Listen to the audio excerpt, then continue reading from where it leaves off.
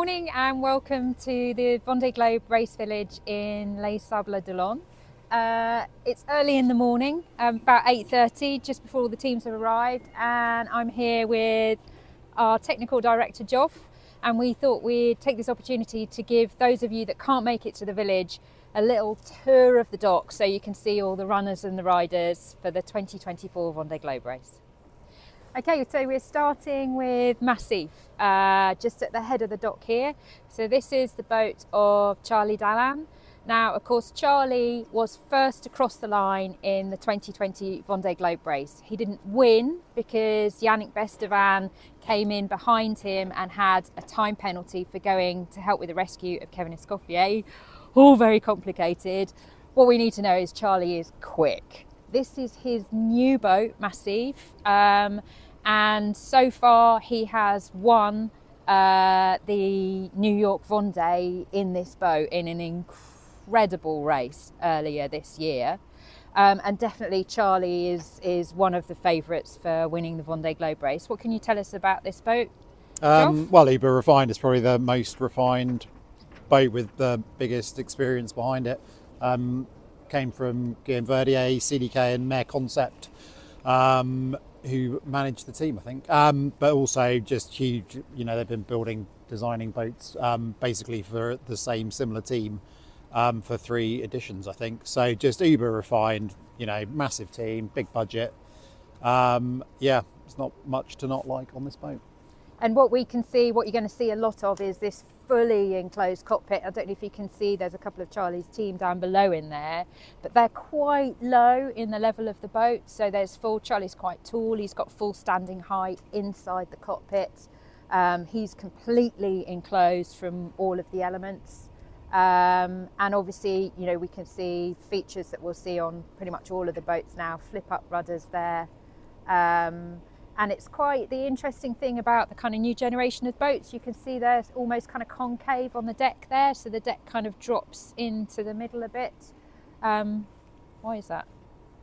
Well, they've got much higher top sides than the previous generation for the stability rules, basically. But then it's quite nice to have it lower in the middle because you get the rig lower. You get all the furlers lower, everything, you know, the sails in the middle there can be lower. You just lower everything, lower the centre of gravity down of everything. Yeah, and of course when the boat's heeled over, then it's not kind of such a dip, it's more of a flat angle. On the leeward side. Yeah. Yeah. The windward side, you need your crampons. Okay, let's move down. So another really interesting boat here. So this is Eric Bellion, and the boat is Standers 1. So this is one of the new non-foilers, Joff. Yeah, one of 2 with Jean Le Cams, designed by David Raison and built in Italy at Persico. I'm not sure if were they both built in Persico? I think they're both built on the same base, yeah. So it's got a lot of the, you know, it looks like a modern boat. One of the newer generation, big coach roof, big top sides, but obviously it's got the dagger boards in there, which are at the angle of the last generation of new daggerboard boats all had them at that angle to try and create. That was the sort of start of trying to create some lift and get the boat out of the water, as opposed to previous generations, which you'll see where the boards were at the other angle, where you were just trying to get the board vertical when it was in the water on the leeward side to create the lift. That all changed about 2010 and started trying to get the boats out of the water. So this is Eric's second Vendée Globe. He did 2016, and it says on here Eric is a journalist and a filmmaker as well. Yeah, a nice guy. He's very nice. Really nice, yeah. Nice chap. Okay. So we're now moving on to Holcim PRB, which is skippered by Nico Lundven. This is also a Verdier design, and actually this was specifically designed for the ocean race, for crude racing, as opposed to solo racing, wasn't it? Yeah, it had a bit of a checkered history to start with. It was started building for a purpose-built ocean race team, but then their backing pulled out, and I think it was paused for a bit. I think COVID obviously came into it a bit, and then it was taken over by PRB team and Kevin Escoffier. It's built in the UK at Carrington, Jason Carrington's yard in Hythe, which is where we fitted our foils. And we share the same foil package, obviously, as they've upgraded their foils, haven't they? They've got new foils on. Have they? Yeah, I did not know that. They've got V2 foils. Oh, okay. So originally we started with the same, but they've got new ones now. Oh, so now we've got spare foils, which is good. You'll see on here they've got again a very experienced team from PRB, but you can see with influence from the Ocean Race, they've got 2 PEDs down below, one each side linked to 2 winches. And very nicely engineered, designed, thought of, really nice features on this boat. Yeah, and just looking inside that cockpit, it is absolutely huge. So moving on now to L'Ami Caline. So Arnaud Boissier, known as Cali, and this is his 5th participation in the Vendée Globe Race. I think only Jean Le Cam is up for more. Is Jean on one more? Is he 6? I think, yeah, Jean Le Cam's Jean's 6. on one more, yeah. But Cali's finished them all, I think, hasn't he? Well, yeah, so he has finished every one. So this boat, in 2020, this was Sam Davis's boat, Initiative Cur. What can you tell us about this one, Joff? I think it's 2010, isn't it? I think it's one of the two from 2010 that are still going. Yeah, it is. Yeah, CDK Technologies. And VPLP Verdier. Yeah, VPLP Verdier. So yeah, so one of only the two of the 2010 boats, which are still quick boats. Upgraded for foils. This one, I think they're both. No, just this one's upgraded with foils, which Sam did. I don't think Cali's done much to it. Because Sam had it for quite a few years and spent a lot of money on it, and probably did as much as you could do with the boat. You can see on the back there's Starlink, which I would say probably 60-70% of the fleet now have, which is amazing. Struggles a bit on our boats when there's loads of water coming over the deck, and the boat's leaping around a bit. And relatively quite a small cockpit actually in here, so you can see how kind of as designs have gone on, the cockpits have come further and further back, and although there's a lot of protection here, it's still quite a small cockpit. The other thing to notice kind of on this side, which is a little bit hard to pull out, is the foils on this side have got the little kind of ridges on them. Yeah, they're called fences. And they're to stop ventilation, aren't they? Yeah, to stop the water trailing off that way, to sort of force it to go over the foil as opposed to just try and get the easiest way out sort of sideways.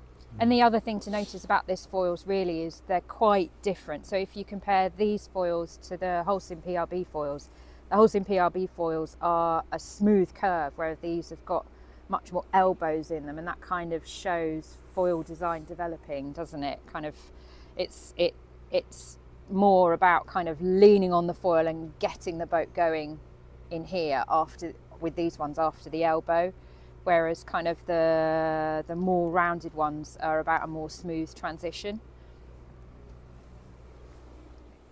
So we're moving on to the Hungarian competitor in the fleet, Szabi. So this is his first participation in the Vendée Globe Race. Szabi is a really experienced Ironman. So he's done the international Ironman circuit and the championships in Hawaii. So he knows about endurance event. He's got a good mindset. But this is his first participation in the Vendée Globe Race, and his sponsor is New Europe. What can you tell us about this boat, John? Well, I know about this boat. This is the Ex-Aviva. It's a good illustration of the coach roof, really, because back in 2008 we were really mean, and this is where Dee's coach roof went to, and I think at some point this was added, and then I think Szabi has added that bit. So he's looking for a bit more protection. Still got some blocks on from Carver, so big up to Carver, who've got blocks around the world for 16 years. I think Szabi's a good example in this cycle of the race, where he's had to work really hard to do all of the qualification races. So he's low budget. He does have sponsors, but he's had to work really hard to have all of that funding to do all of the races that we've had to do over the last 3 years. Okay, so we have arrived at V&B, and I was going to turn him around, but I can't turn him around. Maxime Sorel. So this is Maxime's second Vendée Globe participation. The last one was in 2020 when he had a non-foiling boat. And this is a new build, so it's a Verdier. This was one of the first new builds launched, wasn't it? I think in 2022. Yeah, built out of the mould of a Pivia, which is now Clarisse's boat. So this is the forerunner of Massif. So you can see a lot of shade. You can see the coach roof's almost identical. High top sides, not as high as a Pivia. Same sort of detail on the foredeck. So you can see from that, you know, it's a slow evolution, but you know, that's very good for building sustainable sort of reliability and performance. And just kind of one thing to note as well, little story about Maxime is in the last... He's Mel's favourite. He's Mel's favourite. Oh, hi Mel. And the last race of the season in September, Roman Atanasio dismasted, and actually it was Maxime's team that came through to offer him a spare mast for the race. So he's kind of really helped Roman to stay in the race. Okay, so we are on to freelance.com, which is Girek Sudé. This is his first participation. What can you tell us about this boat? Yeah, 2007 Far. It was, whose was it? It was BT in the 2008 race. Hugo Boss in the 2012 did very well. I think Alex was third, I think, in that race. And Benjamin Dutroux had it last time, but certainly one of the fastest of that generation. Really nice boat, really quick. So did that sliding coach roof, is that something he's put on? No, that's from 2012, that was Alex's. Oh, okay. But again, that probably by today's standards, even for that generation of boat, it's quite exposed, isn't it? Yeah. It was always really lightly built. It was built on the Isle of Wight, I think. Was it? Yup, for offshore challenges. Did some Barcelona race stuff. But yeah, really quick boat. And so the skipper Girek has kind of built his reputation as an adventurer. So he's rowed across the Atlantic, and then he actually kind of really rose to fame in France when he sailed around the world with a chicken called Monique, and did a blog and has written a book about it. But actually now he's stepped into this class and is really kind of showing his mettle as a racing sailor, and this is going to be a really kind of interesting race for him. I think he's definitely going to put in a good performance in a non-foiling boat. So we're on to Melixia. This is Boris Herman, his second participation. So his first participation was 2020 when he came fifth. And this is one of the biggest, probably best funded teams, isn't it? I think. Yeah, he's actually got golden hydro generator blades. Just to demonstrate the budget, and 2 Starlinks. So it's got all the budget. This is a notably different boat from the rest of the fleet. VPLP design, and the massive difference here is that big kind of almost like a kind of motor cruiser cabin at the back. Yeah, yeah, like a Cold War Arctic tank. But inside here, there's full standing headroom everywhere. It's super comfortable. Obviously, the cockpit floor is very, very low. It's a different concept. It's. I mean, obviously there are kind of naval architecture reasons for having all of that there, but actually the concept is for the skipper to be comfortable and to be able to live on board, because when we go through the Southern Ocean, it's brutal. The movement around the boat, on the boat, is brutal. So actually, maybe if you can look after the human being well, then over time the performance will get better and better.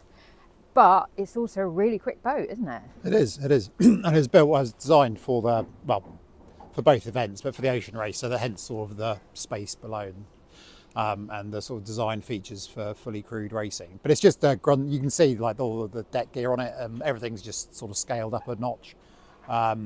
just for that reliability when it is fully crewed, but it obviously means that in solo configuration, you know, he's got some fairly good margins to sort of be able to push the boat really hard.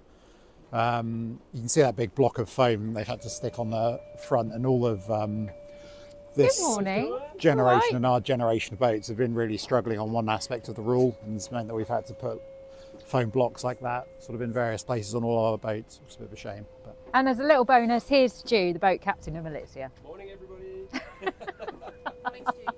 Nice fresh day here. So now we are on to 40-net Best Western. This is Roman Attanasio, Roman's third participation in the Vendée Globe Race. And this is pretty much a sister ship to us, isn't it? It is. This is the first Militia. That's Militia 2. I'm not sure what Militia 1 was, but this is the last Militia from the last race. 2015, 16 generation boat, same as ours. This was, yeah, so Militia put on the foils that he's got now, and that was basically to bring up the, originally 2016 it would have had our original foils, and then for 2020 I think this was the only boat of that generation to actually sort of upgrade to a more modern profile of foil, and then I think Roman's left it as was. So interesting thing to look at here is the mechanism for the foil going in and out of the boat. Yeah. So if you look at the foredeck up there, you can see the top of the foil is sticking out. And so the foil kind of comes up and through the deck. Ours go into the boat like this. These ones come up through the deck like that. So again, it's quite a different shape and a different mechanism. Yeah. And as we said, Roman dismasted in September, so it's been a real fight for him to get finished and get to the line, but lots of people have helped him, and it's really awesome that he has made it. And I assume those people's names are on the mast, as there's lots of names on the mast. So we are now on to Fusilier, which is Seb Marset. This is Seb's first participation in the Vendée Globe Race. Obviously this is a non-foiler. He's a really experienced sailor. So he's done the ocean race. He's done a round the world record attempt in a multi-hull. He's sailed in the Figaro, and then has been in the IMOCA fleet for the last 4 years. And again, one of the strong competitors in the non-foiling fleet. What can you tell us about this? Yeah, another 2006 FAR is Jeremy B's first boat, I think, Delta Door. And I think it's probably done most of the races since then, fairly unchanged, I would say. It's fairly unlucky with Delta Door. He lost the rig. He's one of the guys who lost their rig quite early on in the race. But very, yeah, pretty much unmodified, really. And so we're moving on to MACSF, which is Isabel Joschka. So this is Isa's second participation. She raced in 2020 and actually she had a really nice race in 2020, but unfortunately had to retire due to keel problems. So she went into Recife in Brazil, I think, and still finished the course, but obviously didn't finish the race.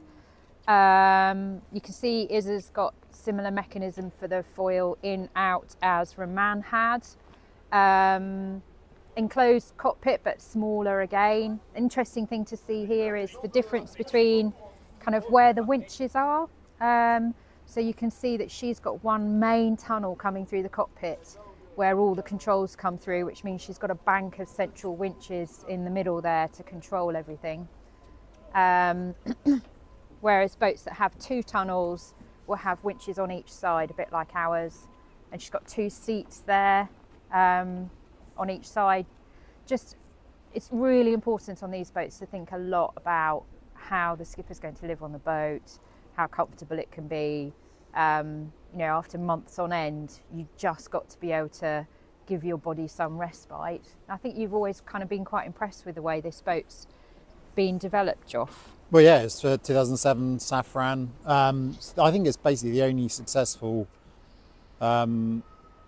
originally daggerboard boat that's been fitted with foils and done well. So it's really light when it was built, VPLP Vendée.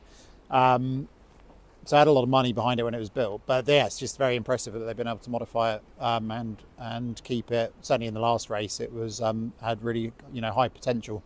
Obviously, there's more sort of dedicated foiling boats now, so it's going to be harder for them. But yeah, very impressive, really. And then on to teamwork, Team Snef. So this is Justine Metro. And Justine is, so there's a few kind of 2-boat teams developing in the fleet now, and Justine is among one of them. So she's kind of working with Jeremy Biu and Chiral, and in fact this is the old Chiral boat. Yeah, VPLP from 2020. Probably never quite reached its potential, did it? I think. No, he had. So 2020, Jeremy had to go back, didn't he? Yeah. So he kind of never really showed what it could be capable of. But again, they switched designers, but again, they sort of a lot of shared characteristics between the boat, and it's just really for these teams where they have that sort of security of sponsor and can go from an edition, sort of even in the build up to that edition, know that they're getting another boat in build or building after the finish of the next race is a massive advantage, obviously. And Justine's experience is huge. So she comes from obviously the Metro family, who seem to be kind of all over sailing everywhere. Justine's done a couple of ocean races. She was on the winning team in the ocean race with 11th Hour. So she sailed with 11th Hour. I think she might have done every leg or nearly every leg, which means she's got a huge amount of Southern Ocean experience already. And actually, I think in this race, we're going to see the skippers who have the Southern Ocean experience in foiling boats have definitely got an advantage. So far, that's Malizia, because obviously Boris has done the Southern Ocean. Justine, they know what to expect. They know how to push the boats down there. So I think definitely she's one to watch in terms of performance. Okay, so next door to Justine, we have Chiral. And this is Jeremy Biu's boat, and this is his 5th participation in the Vendée Globe Race. Again, a massively experienced sailor. He's raced in a lot of classes, a lot of different formats. This is a really interesting boat, isn't it? It is, yeah. Manoir design. As I said, it was designed, if it was started designing before, if not sort of straight after the last race. I mean, very similar characteristics to the other Manoirs, except the rudder system, design, which is designed to get the back end up and out of the water. Our boat can do that, but it's consistently sort of more just sits on the leeward aft quarter, whereas this is purposely, they've got the rudder sticking out to try and create that lift and get the back end out, which I've seen some photos, and yeah, they successfully do that. How much they can do that around the world, I don't know. But you can see how much load it's all, you can see by the size of the bearings and the stocks and everything in that system that it's obviously, as it's lifting the boat out of the water, it's doing more than a normal rudder does. And this is a relatively small cockpit. If you think back to looking at Holcim PRB, how huge their cockpit was, and also the interior of Malizia, this is a relatively small cockpit, but it's very, very deep. So again, there's full standing headroom in there. And for me, probably as a solo sailor, I think I'd prefer the smaller cockpit. There's less far to fall. Interesting, the deck shape's very different as well on this, isn't it? Yeah, so they're very, very boxy, the Manoirs. They've sort of got their volume is all in the hull, so high top sides, a lot of volume in the cockpit. They've still, in this, since the last race, had to add this. Even the Manoir that did the last race, Bureau Valleys, had to add this big bulk of foam where that Chiral branding is to increase the buoyancy, and I think probably that is foam as well. But yeah, very small cockpit. You probably wouldn't want to do that fully crewed. No, be a bit of a fight. But you can tell they're well funded because look at their amazing fender custom steps. fender steps. That's nice. One day we'll have those, Joff. Yeah.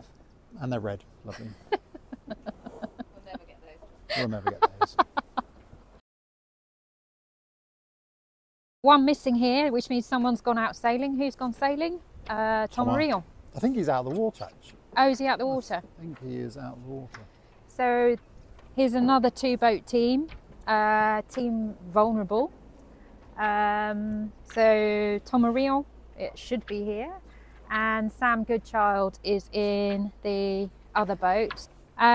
So the 2 skippers in this team are Tom Ariel, it's Thomas' team effectively, TR Racing, and this is Thomas' 3rd participation. So his first was 2016 in a non-foiler, and he didn't make it. I think it got a massive big crack across the deck and he had to pull into New Zealand. His second one was actually in the boat that Sam is now racing in 2020. And he suffered damage. What damage did he suffer? Broke a foil. Broke a foil in 2020. So he's got a new boat this time around, and Sam Goodchild is in the team now. So a little bit about Sam. He is a British sailor but based in France. Again, a huge amount of experience across a massive range of classes. So he came up through the Figaros. He's been racing more recently multi-50s, and now he's moved into the Imoca class.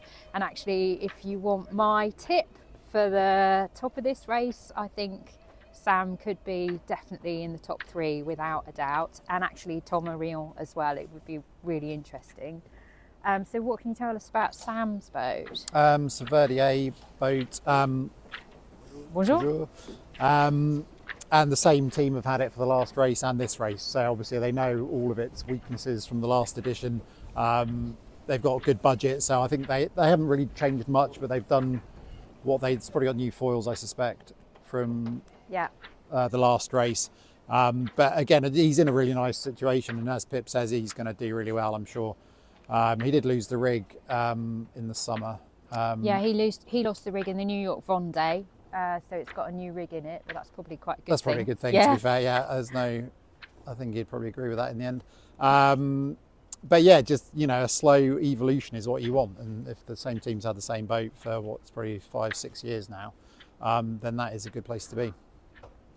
But definitely look for these 2 skippers, I think, top 3 or top 5. So we're on to Group Prismian. This is Giancarlo Pedotti, the Italian entry. It's Giancarlo's 2nd participation in the same boat, and this is another sister ship to ours, and actually it's kind of followed a similar evolution to ours, hasn't it? It has, yeah. I think he was the first to do the bow, and I think he did 6 or 7 metre bow modification, which you can see.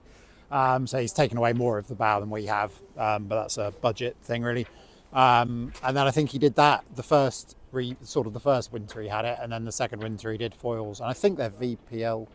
They're VPLP foils, yeah. Yeah, bow was Vendée, I think, and then the foils were VPLP. Yeah, how are you going to do against him? It's actually, what's really interesting is I haven't had an opportunity to line up against Giancarlo. We just haven't managed to race against each other because either I've been in refit or he's been in refit. And he do some damage on the CIC, so he didn't race in the New York Vendée. So we've never lined up against each other. In our sort of best configurations. But I'll take him on. Yeah. So we are on to Kojiro Shiraishi, or Koji as he's known across the team. So Japanese team, DMG Mori. And this is the sister ship to Justine Metro's Team Snef, yes? Yeah, very similar. He has got new foils, hasn't he? I think they didn't do for the first few races of the new cycle, but he has fitted those in the last year, I would say. So this is Koji's 3rd participation. He finished 2 places ahead of me in the last one. I think he was 17th in the last one. And I'm not sure when his first one was. Let's have a quick look. Has he done one before? It says it's his 3rd participation. Is it his 3rd round the world? He did a BOC, didn't he? 3rd Vendée Globe. Yeah. Oh, so Koji did 2016 when he abandoned. He finished 2020 in 17th. and this is his third, but he's done quite a lot of other around the world races because he's done the Around Alone. Yeah. Oh yeah, he had the 2012 Boss, I think, in 2016. Yeah. They've got a new boat in build, I think, or building, or in design to be built for the next cycle. So good sponsor. And actually, in 1993, he did a around the world non-stop sail on an open 50, Spirit of Yuko, and he was only 26 years old then. So he's been at it for a long time. So we are on to Air Caraïbes, I think that's how you say it. Yep. Which is Seb Simon. This is his second participation. So he raced in 2020 in Alea Paprec. Yep. And had to retire. Yep. With damage. So this boat won the ocean race. It did. As 11th hour. It was built Mare Concept. I think it was a Verdier design. Yes, it's a Verdier design. Yeah. Verdier Good design, morning. but a lot of massive input from Mare Concept, I think. So a lot of tweaks from them. You can see big coach reef. If we see inside in a bit, I think it's got twin. It's got twin ped. No, single ped, but very much configured for sort of fully crewed racing. Plenty of space. Good visibility for the helm during the ocean race. You can see the high top sides of this generation. Like Boris's boat, it's and PRB to some extent. It's very, the same team have had it for the ocean race and for this race. So they're very, very experienced, know what's coming, know what the weaknesses of the boats are, can really build on the reliability and performance. And Seb in 2022, on the return to base race, had a fall just before the finish and raced to the finish. He broke the mast as well, didn't he, on that race? Raced to the finish, got off the boat and discovered that he's actually fractured a couple of vertebrae in his neck, had quite a really nasty bad neck injury and has been in a neck brace for about half a year. That pretty incredible, he kind of just carried on and finished the race. Well, the dog's very similar to Benjamin Detroit's dog. They both have the same cool dog. It's the dog tour. Look at that dog. And that is a cool dog. I know, I stopped filming the boat. I don't know what they are, but they're so cool. It's like a proper salty season. Yeah. But they're both really well behaved. So we've had quite a long line of foiling boats and we're onto another non-foiler now. So this is Lazare, and this is the boat of Tanguy Le Turquet. Tanguy has raced in minis, he's done a lot in the Figaro class, but this is his first participation in the Vendée Globe Race. And actually I raced against Tanguy in the mini class in my second mini transat in 2013, and so yeah, there's a few skippers here who I've kind of raced against in previous classes. He's one of them. The boat, Fino Conch, I think it was the last built boat for the 2008 race as DCNS. Literally launched like a couple of months before the start, I think. Didn't do very well, sat around for quite a few years, but I can't really remember his more recent history, but he's pretty quick in it, isn't he? Very quick. Yeah, really. he's quick in it, yeah. So I think everyone was surprised because he's certainly got the most out of this boat that anyone's ever had. So obviously did have it, and in fact it was at the time it was a sister ship of the boat that won that Vendée. So it should have been quick all along.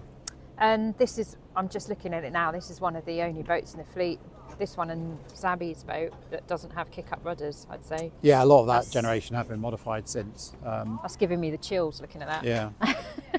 Okay, so we're on to Hublot, and this is the boat of Alain Rohrer. He's a Swiss sailor. This is his third participation in the Vendée Globe Race, and I think he's only just 30, which is pretty incredible. This is so Alan did 2016 in my old boat, Super Bigu. So he raced an old non-foiler in 2016. In 2020, he had an older boat that had been fitted with small foils. And then he's bought this boat for 2024, which is the old Hugo Boss. Yeah. And I think he bought it before the last race, didn't he? I think he bought it before the race, from memory. So yeah, so quite a distinct boat. VPLP, a lot of input from the ATR team when they built it. I think, he broke a foil, didn't he, in the... Broke a rudder. No, I'm sorry, Alex broke a rudder and pulled out into South Africa in the in the 2020 race. Yeah. But I think... he damaged the bottom of the boat and a foil, I think, yeah. Okay, and then they broke a daggerboard in the on the way to America this year. Yeah. So they've had to build a new foil, I guess. Which would have been a setback. So he sort of struggled a bit for budget, I think, hasn't he? But I think he's got here in the end. I think he's done everything he needed to. I think this boat's got an electric engine, hasn't it? Yeah. Yeah. Yeah. Hybrid system. Well, he did have. I assume it still probably has, but it was quite a complicated boat. I think it's taken him quite a while.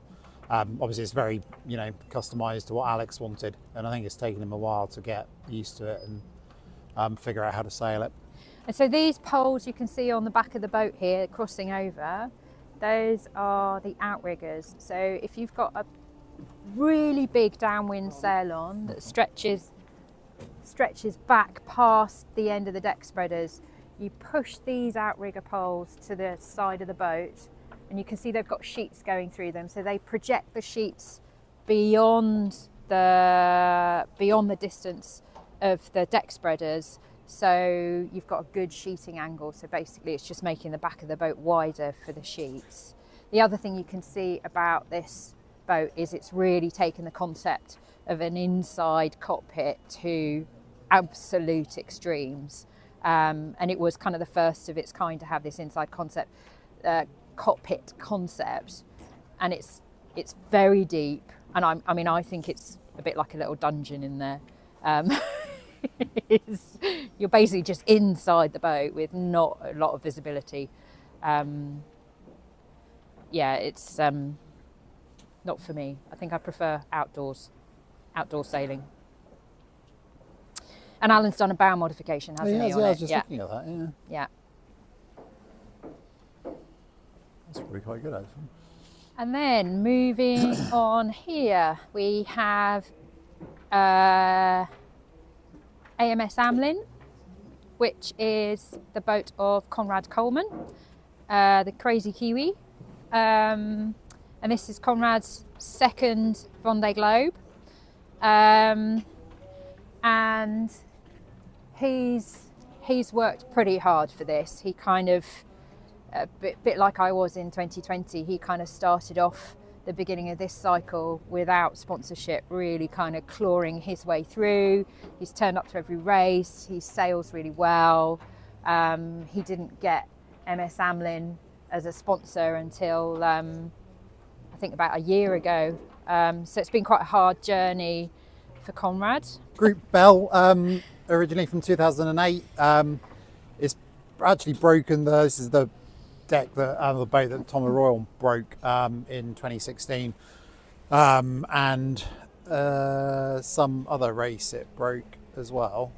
So he's actually, this last winter, he stripped all of the paint off and basically added another ply of carbon to the whole outside of the boat, I think, which would have been a massive job. But I think knowing your boat's broken twice, probably he needed to do something quite big to give himself the confidence. But he's very, very quick sailor, Conrad.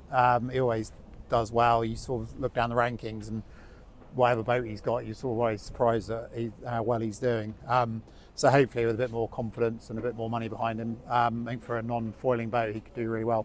So the final boat then down this row is Violette d'Orange. So Violette is the youngest skipper in the fleet. I think she's only 23 years old, but she's in a quick boat, and she is quick. So this is the boat that Jean Le Cam raced in the 2020 race and came in 4th. Yeah, somewhere like that. Yeah. Can't remember exactly, but Yeah. very quick. And it was his Foncia in 2008 with Desroyer, so he came from the back and won the race. So quick, it's probably that, and between that and the 2012 Boss is the quickest non-foiling boat. And yeah, she stepped onto it and is very quick. It's incredible for her, really. It's impressive.